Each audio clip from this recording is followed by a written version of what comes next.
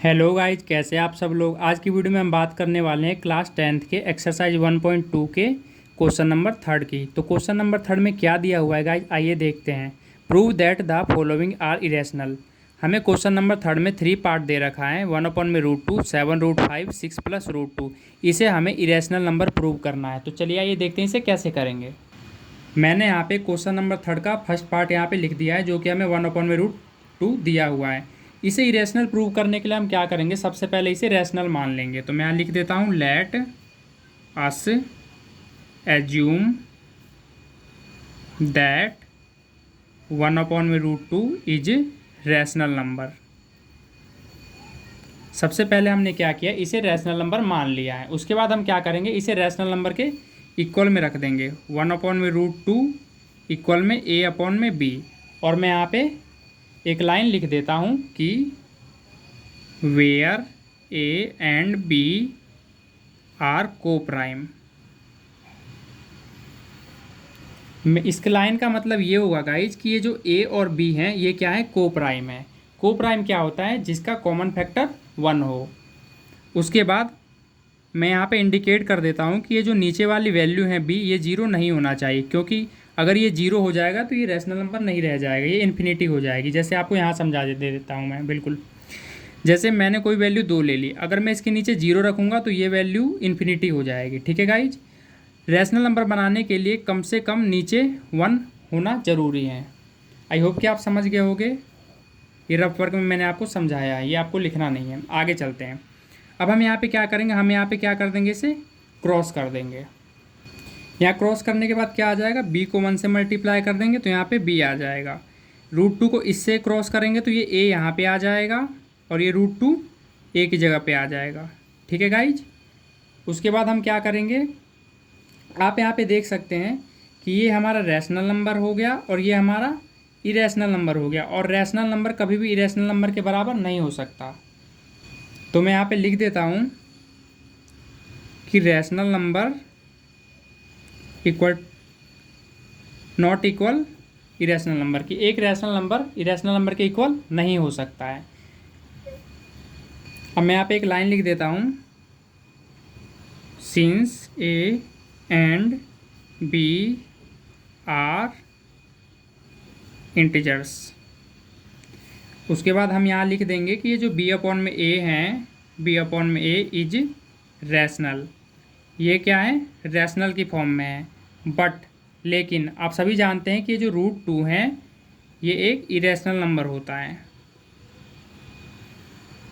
तो यहाँ पे क्या आ रहा है, कॉन्ट्राडिक्शन आ रहा है। कॉन्ट्राडिक्शन क्या आ रहा है, कॉन्ट्राडिक्शन ये आ रहा है कि यहाँ पे जो रैशनल नंबर है वो इरेशनल नंबर के बराबर है, जो कि ये पॉसिबल नहीं है। इसलिए यहाँ पे कॉन्ट्राडिक्शन आ रहा है। ये क्यों आ रहा है, ये हमारे गलत एज्यूम करने की वजह से आ रहा है। 1/√2 हमने यहाँ पे रैशनल नंबर मान लिया है, और यहाँ पे हमने देखा कि रैशनल नंबर इरेशनल नंबर के बराबर आ रहा है, इसलिए यहाँ पे कॉन्ट्राडिक्शन आ रहा है। तो इसलिए मैं यहाँ पे एक लाइन और ऐड कर देता हूँ,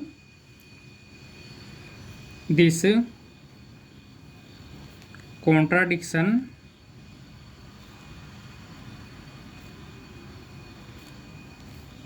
हैज arisen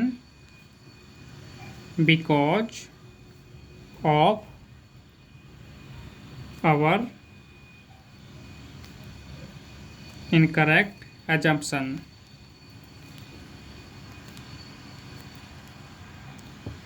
अतः हैंस अतः निष्कर्ष ये निकला कि 1/√2 क्या है, एक इरेशनल नंबर है। तो मैं यहाँ पे लिख देता हूँ 1/√2 इज इरेशनल।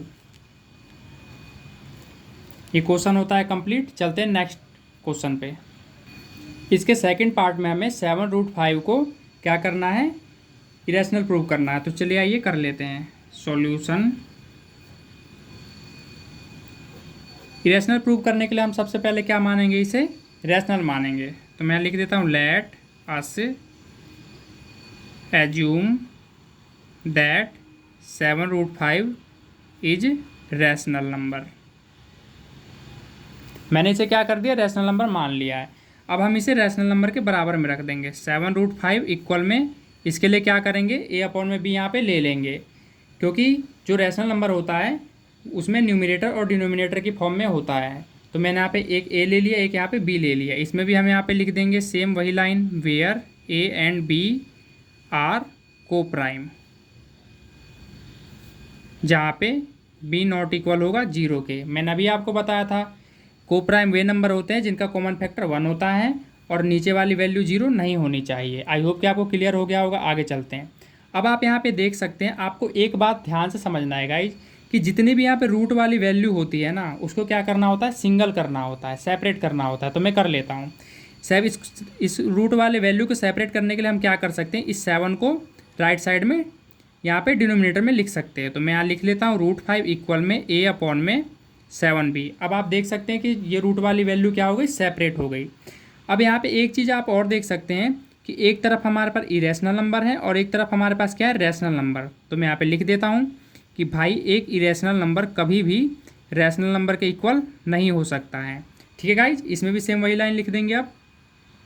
सिंस यहाँ पे 7 भी हैं तो 7 भी लिख लेते हैं, 7a and b are integers.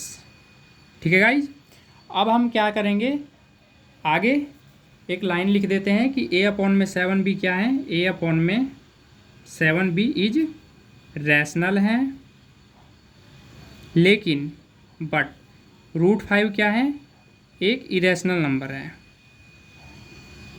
एक इरेशनल नंबर है। ठीक है, अब आप देख सकते हैं कि यहाँ पे कॉन्ट्राडिक्शन आ रहा है। कॉन्ट्राडिक्शन क्या आ रहा है, सेम वही चीज़ कि एक इरेशनल नंबर यहाँ पे रैशनल नंबर के बराबर नहीं हो सकता, बट यहाँ पे बराबर हो रहा है। ये हमारा कॉन्ट्राडिक्शन है। और ये कॉन्ट्राडिक्शन क्यों आ रहा है, क्योंकि हमने 7√5 को एक रैशनल नंबर माना है, इसलिए ये कॉन्ट्राडिक्शन आ रहा है। तो बस यही चीज़ हम सेंटेंस में एक्सप्लेन कर देते हैं ज़रा। मैं यहाँ लिख देता हूँ, this contradiction has arisen because of our incorrect assumptions।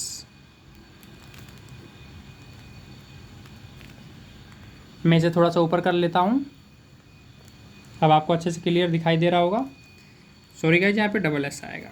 ठीक है, अब आप यहाँ पे देख सकते हैं मैंने ये सेंटेंस भी यहाँ पे लिख दिया है। अब मैं एंड में यहाँ लिख देता हूँ कि हैंस 7√5 इज इरेशनल। यहाँ पे प्रूव हो गया कि 7√5 क्या है, एक इरेशनल नंबर है। ठीक है गाइज, अब चलते हैं नेक्स्ट पार्ट पे।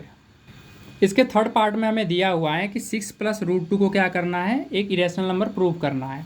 तो इसके लिए हम क्या करेंगे, सबसे पहले वही चीज़, let us assume that 6 + √2 is rational. इसे क्या करेंगे, सबसे पहले रैशनल नंबर मान लेंगे, जो कि हमने यहाँ पे मान लिया। और रैशनल नंबर मानने के लिए हम क्या करते हैं, इसे 6 + √2 रैशनल नंबर के बराबर रख देंगे, जो कि p/q की फॉर्म में होता है। आप यहाँ पे देख सकते हैं कि a क्या है, ऊपर है न्यूमरेटर में, और b क्या है, नीचे डिनोमिनेटर में। ठीक है, ये p/q की फॉर्म में है। अब यहाँ पे एक लाइन लिख देता हूँ, where a and b are को prime,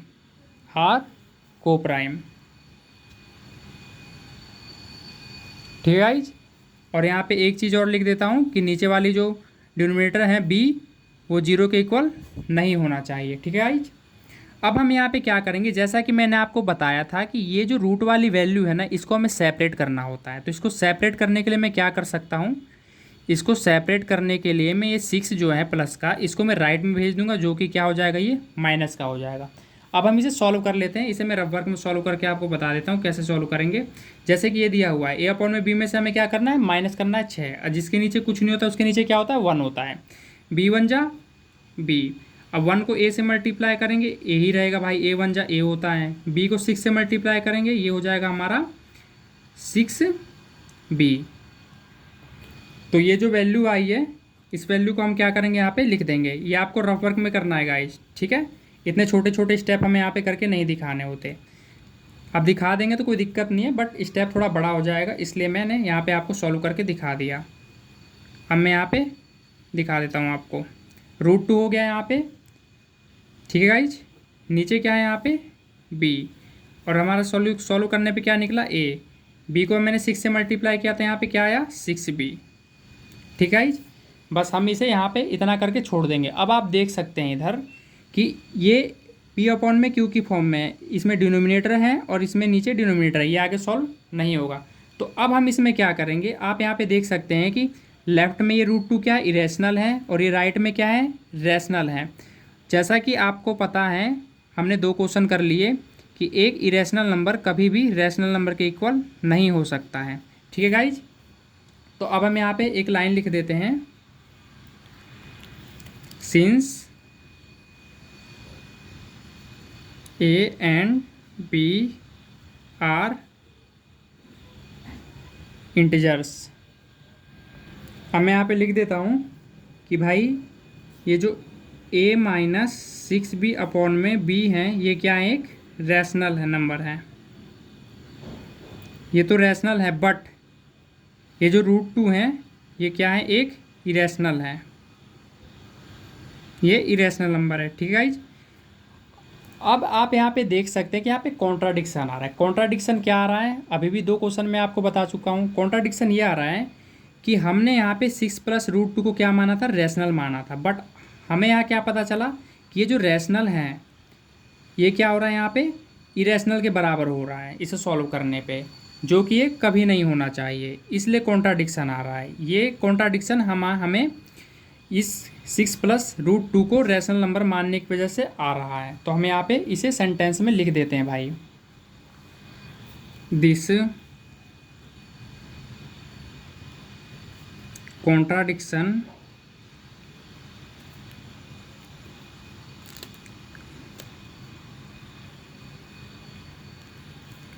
has arisen because of our incorrect assumption। हमने ये भी लिख दिया। अब ये निष्कर्ष निकला है कि ये जो 6 + √2 है, ये जो 6 + √2 है, ये क्या है, एक इरेशनल नंबर है। तो मैं इसे सेंटेंस में यहाँ पे लिख देता हूँ, हैंस 6 + √2 इज इरेशनल। तो गाइज ये हमारा फाइनल आंसर। तो थर्ड क्वेश्चन भी होता है हमारा कंप्लीट। आई होप कि आपको वीडियो अच्छी लगी हो गाइज, वीडियो अच्छे समझ आई होगी। अगर वीडियो अच्छी लगी हो गाइज तो वीडियो को लाइक करें, शेयर करें, और इसी तरह की वीडियोज़ देखने के लिए हमारे चैनल को सब्सक्राइब जरूर कर लें। धन्यवाद।